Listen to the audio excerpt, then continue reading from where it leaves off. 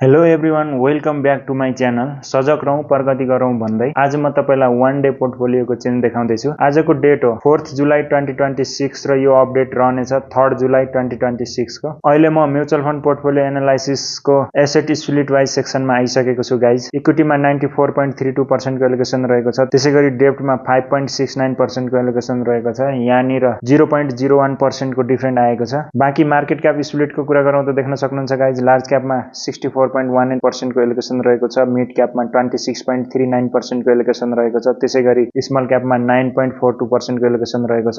यहाँनिर पनि 0.01% को डिफरेन्ट आएको छ। सेक्टोरल एलोकेसनको कुरा गरौँ त देख्न सक्नुहुन्छ फाइनान्शियल टपमा रहेको छ, followed by consumer discretionary, technology, materials, industrial अनि अदर्स। स्टक कन्सन्ट्रेसनको कुरा गरौँ त देख्न सक्नुहुन्छ गाइज। महिन्द्रा एन्ड महिन्द्रा टपमा रहेको छ, followed by Bharti Airtel, Hindalco industry, Maruti Suzuki India, BSE limited. Stock कन्सन्ट्रेसनमा टप टु बटमको लिस्टमा जुन पनि कम्पनीको जति पनि एलोकेसन छ टप टु बटममा अहिले हजुर देख्न सक्नुहुन्छ। यो एएमसी को फन्ड म्यानेजरले डिसाइड गर्छन् कि कहिले कुन कम्पनीमा अप स्किल गर्ने हो वा डाउन स्किल गर्ने हो, किनकि उनीहरूलाई मार्केटको एकदम राम्रो नलेज हुन्छ। बाँकी एक्टिभ भर्सेस पेसिभ स्प्लिटको कुरा गरौँ त देख्न सक्नुहुन्छ एक्टिभ फन्डमा 40.29% को एलोकेसन रहेको छ। त्यस्तै गरी पेसिभ फन्डमा 59.71% को एलोकेसन रहेको छ। अनि जति पनि अमाउन्ट छ हेर्न सक्नुहुन्छ एक्टिभ भर्सेस पेसिभ स्प्लिटमा यसरी मार्क गरेर देखाउँदैछु। अनि गाइज भिडियोमा अगाडि बढ्नुभन्दा पहिला भिडियोलाई प्लिज लाइक गरिदिनु होला, च्यानललाई सब्स्क्राइब गरिदिनु होला। म डेली पोर्टफोलियो चेन्जमा जे जति हुन्छ त्यो हजुरलाई देखाइरहन्छु। बाँकी आफ्नो बारेमा बताउनु पर्दा म 32 इयर्स ओल्ड, पेसाले ड्राइभर हो। मेरो अर्निङ सोर्स भनेको जब हो। मेरो पैसा मन्थली बेसमा जबबाट आउँछ। अनि इन्भेस्टमेन्ट जर्नीको कुरा गरौँ त देख्न सक्नुहुन्छ 27 जुन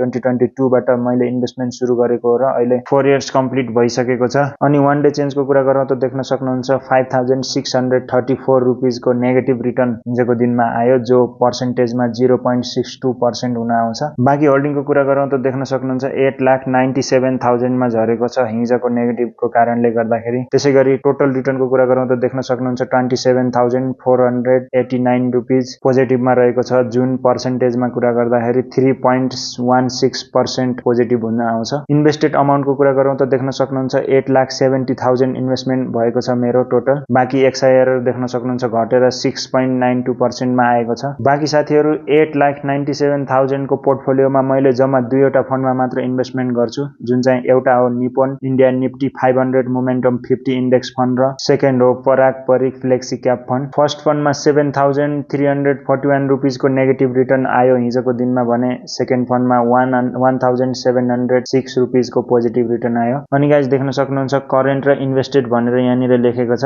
जुन अमाउन्ट ब्ल्याकमा रहेको छ त्यो अमाउन्ट चाहिँ इन्भेस्टेड अमाउन्ट हो भने जुन अमाउन्ट ग्रीनमा रहेको छ त्यो चाहिँ अहिलेको मार्केट प्राइस अथवा करेन्ट मार्केट प्राइस हो। यहाँनिर देख्न सक्नुहुन्छ फर्स्ट फन्डमा 5,939 रुपिजको पोजिटिभ रिटर्न रहेको छ, एकदम घट्यो यो चाहिँ। सेकेन्ड फन्डमा 21,550 रुपिजको पोजिटिभ रिटर्न रहेको छ।